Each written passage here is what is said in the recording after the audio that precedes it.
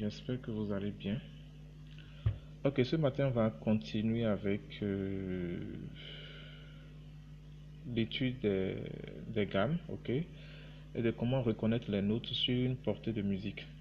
Que je vais vous faire part de la clé de Fa aujourd'hui, et on va faire un petit récapitulatif, d'accord? Bon, la clé de Fa, vous voyez, c'est ce qu'on appelle la clé de Fa, c'est différent de la clé de Sol, d'accord? Voilà. Ben, la formule demeure la même avec bon, euh, les deux clés que je vais vous faire cas aussi à la fin de la vidéo de la clé d'ut, de la clé de Do qui est peu utilisée. D'accord? Donc, je vais vous montrer comment détecter les notes sur une portée de clé de Fa. D'accord? Je vous prie de rester jusqu'à la fin de la vidéo pour suivre, pour voir, voilà, pour voir le récapitulatif, ok? Il y a quelque chose dedans que vous devez cerner, vous devez retenir. Donc, veuillez suivre jusqu'à la fin. Vous voyez ici, bon, comme je l'ai dit, c'est la même formule. Fa, Do, Sol, Ré, La, Mi, Si, ok? C'est la formule. Ici, nous n'avons rien à la clé, d'accord? Si vous venez de suivre la vidéo, je vous prie d'aller regarder d'aller suivre les vidéos précédentes, les 3 vidéos précédentes, et vous allez voir, en fait. Voilà, je pense que j'ai eu à éclairer de long en large, ok, voilà ce que c'est, comment fonctionne cette formule et comment la maîtriser. Donc nous n'avons rien à la clé ici, donc ce qui veut dire que si vous avez juste la clé de Fa sur la ligne, d'accord, avec 2 points comme ça, ce qui veut dire que le morceau est en gamme de Do majeur ou bien dans sa relative mineure qui est le La mineur, d'accord, voilà. Et la note Fa se situe ici. Vous voyez, sur cette ligne-là. La note Fa commence là. Je vais essayer de noter pour que vous voyez un peu. Voilà. Je vais zoomer un peu. J'espère que vous avez vu. La note Fa commence à partir de là. Ok? Et c'est là le repère. D'accord? Voilà. Maintenant, bon, pour la gamme de Sol, quand nous avons un dièse à la clé, voilà, le dièse est toujours placé sur la ligne de Fa. D'accord? Voilà, donc le dièse est placé ici. C'est le même principe comme avec que la clé de Sol en fait. Ok?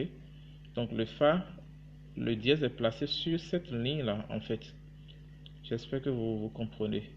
Donc avec ce dièse, d'accord? Si vous avez un dièse, vous prenez le Fa là. Ok? Le dièse là porte le nom de Fa, est placé sur la ligne de Fa. D'accord? Voilà. Ok, donc pour retrouver la gamme du morceau d'un chant qui sera transcrit sur cette portée là, ok, vous faites le Fa plus un ton et vous tombez sur Sol. Donc la gamme d'un son qui sera transcrit peut-être sur cette portée, dans le cas précis, ok, voudra dire que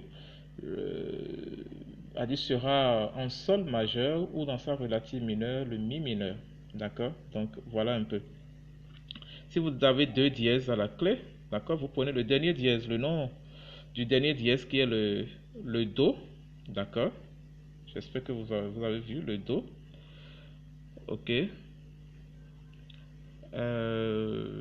Vous faites plus un ton et vous tombez sur le Ré, ok. Donc cela voudra dire que le morceau est soit en Ré majeur ou en Si mineur, ok, sa relative mineure si le morceau est mineur.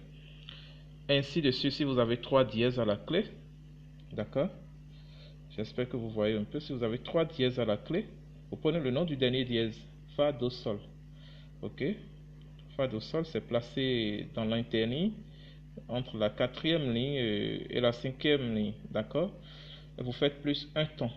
Vous tombez sur le La majeur, ou bien voilà, le La majeur. Voilà, donc le morceau est en gamme de La majeur, ou bien dans sa relative mineure qui est le Fa dièse mineur. D'accord? Ainsi de suite. Donc la même formule s'applique à toutes, voilà, jusqu'à la septième note en fait, jusqu'au septième dièse. Ok, si vous retrouvez un dièse, je fais un récapitulatif rapidement avant de continuer. Si vous retrouvez un dièse, ok, vous faites ce dièse là porte le nom de Fa, donc vous faites plus un ton, d'accord, vous tombez sur le sol majeur. Donc la gamme là, la gamme d'un tel morceau, voilà, est transcrit sur une portée à un dièse sera le sol majeur. Si vous avez deux dièses, cela voudra dire que le morceau est en ré majeur parce que vous prenez le dernier dièse, ok, sur la ligne, le dernier dièse plus le ré, c'est-à-dire plus un ton du moins, vous m'excusez, plus un ton, ok, vous tombez sur le ré.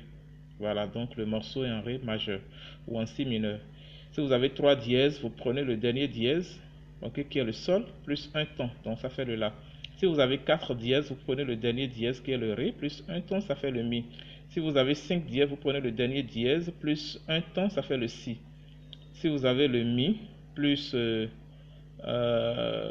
si vous avez 6 dièses, ok, vous prenez le dernier dièse qui est le mi, d'accord, plus un ton, ça fait, vous allez tomber sur le fa dièse majeur.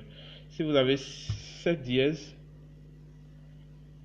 ça fait, le dernier dièse porte le nom de si, d'accord, plus un ton, et vous allez tomber sur le do dièse, d'accord, do dièse majeur, d'accord, ou bien dans sa relative mineure, ainsi de suite. Bon, bref, je vais rapidement vous faire un récapitulatif. Ok. Bon, je vous prie de bien suivre l'étape suivante. Voilà. Ce que je voudrais vous montrer, c'est quoi? Vous montrer, c'est quoi? Vous voyez la clé de. Quand on parle de la clé de Fa, d'accord?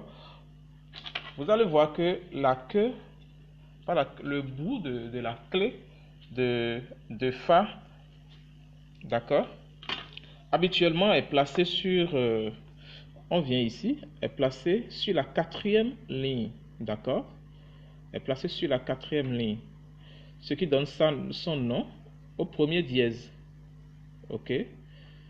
Donc la 4e ligne porte le nom de Fa habituellement, d'accord. Vous pouvez retrouver certains morceaux, ok, où vous aurez la clé de Fa qui sera placée sur la 3e ligne, d'accord. Ne dites pas que c'est une erreur, c'est possible. Les deux sont possibles, ok. Soit ceci, ok. Ceci, vous voyez que c'est placé sur la 4e ligne, d'accord. La queue, bon pas la queue, le bout là est placé sur la 4e ligne, ok. Et ici nous avons le Fa. Vous voyez un peu. Par contre ici nous avons le bout est placé sur, eh bien, la 3e ligne, sur la 3e ligne, d'accord. Voilà.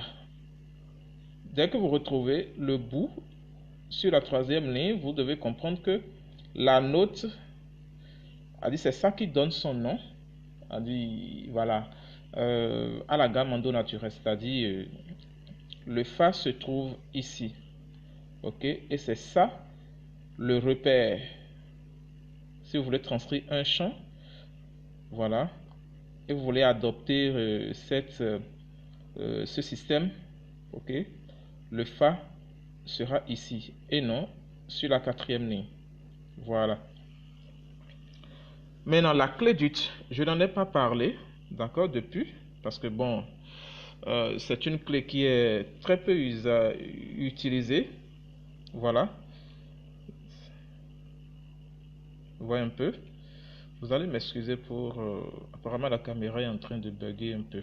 Bon, pas grave, on va faire avec. Vous voyez, la clé d'ut, elle est placée comme ça. Vous voyez, tel que c'est fait. Nous avons deux lignes horizontales ici, d'accord, reliées par une barre verticale. Deux barres verticales, je vais dire, deux barres verticales. Ok, on a deux barres horizontales en haut ici. 2 barres horizontales en bas ici qui encadrent la première ligne de la portée. Ok, dès que vous voyez comme ça, d'accord, la ligne qui est entre les 2 barres de part et d'autre porte le nom de Do. Donc le morceau qui sera transcrit avec la clé d'ut dans cette condition, voilà, aura pour repère la note Do placée sur la première ligne, d'accord? Voilà. J'espère que vous avez compris. De même ici. Ok, vous allez voir, vous voyez que les 2 barres en haut encadrent la deuxième ligne. Vous m'excusez beaucoup. Encadre la deuxième ligne. Vous voyez un peu? La deuxième ligne de la portée. Ce qui voudra dire que dans cette condition, un morceau transcrit avec ce système, ok, aura pour repère la note Do qui sera sur la deuxième ligne en fait, la deuxième ligne de la portée. Maintenant, si vous voulez transcrire toujours avec la clé d'ut, avec ce système, là vous voyez que les 2 barres de part et d'autre encadrent la troisième ligne. Ok, donc cette ligne porte le nom de Do, ok, et qui sera le repère. Vous voyez un peu? Voilà. Ici, les 2 barres de part et d'autre encadrent la quatrième ligne. Ok, donc la quatrième ligne porte le nom de Do. De part et d'autre porte le nom de Do et qui sera le repère. Donc il y a 4 manières différentes de placer la clé d'ut sur une portée de musique. Ok, voilà. Sur la première ligne, la deuxième ligne, la troisième et la quatrième ligne. D'accord, voilà. Maintenant concernant la clé de sol, ok, il est possible de transcrire, de la placer avec de 2 manières différentes. C'est-à-dire, vous pouvez la trouver ici, la première sur la première ligne, d'accord, sur la première ligne. Voilà, que le bout du moins de la clé qui sera placée sur la première ligne. Ok, dès que vous voyez comme ça, le sol sera ici. Habituellement, c'est ça. Le sol sera ici. Voilà, donc ne vous trompez pas. Si vous voyez une partition comme ça, c'est pas une erreur, c'est possible, c'est bien juste. Maintenant ici, c'est ce que nous avons l'habitude de voir. Ok, la queue qui se trouvera sur la deuxième ligne. Voilà, et qui donne son nom. Le sol à la deuxième ligne, c'est ça, et qui sera le repère. Voilà, donc c'est le récapitulatif que je voudrais faire rapidement. Donc c'est un peu ça. Alors, pour ce qui concerne les bémols, je voudrais finir avec cette histoire des notes, comment détecter les notes sur une portée de musique. Je vais venir ici, d'accord? Concernant les bémols, c'est la même formule en fait. Concernant les bémols, comment reconnaître les notes sur une portée de musique transcrite avec la clé de Fa, avec des bémols à la clé? C'est la même stratégie, c'est la même formule. Ok, que la gamme qu'une portée transcrite avec la clé de sol. Vous voyez ici, d'accord? Voilà, vous avez le bémol, le premier bémol qui est placé sur la ligne de Si, qui donne son nom à la gamme. C'est-à-dire qui donne son nom à ce bémol là. Donc ça fait un Si. Le bémol apporte le nom de Si, ok, et la gamme même c'est le Fa, parce que j'avais dit c'est comme une rotation. Si, Mi, La, Ré, Sol, Do, Fa. Ok, donc la note qui précède le Si sur la ligne, c'est le Fa. D'accord, donc on est en gamme de Fa majeur, bien dans sa relative mineure, qui est le Ré mineur. Ainsi de suite. Donc pour mieux comprendre, je vous prie d'aller regarder la vidéo que j'ai faite. Ok, les 3 précédentes vidéos, ça va beaucoup vous aider. Voilà, donc c'est ce que j'ai à partager avec vous. Si vous êtes nouveau sur la chaîne, abonnez-vous et likez la vidéo et surtout partagez-la dans vos différents groupes. Merci et à bientôt.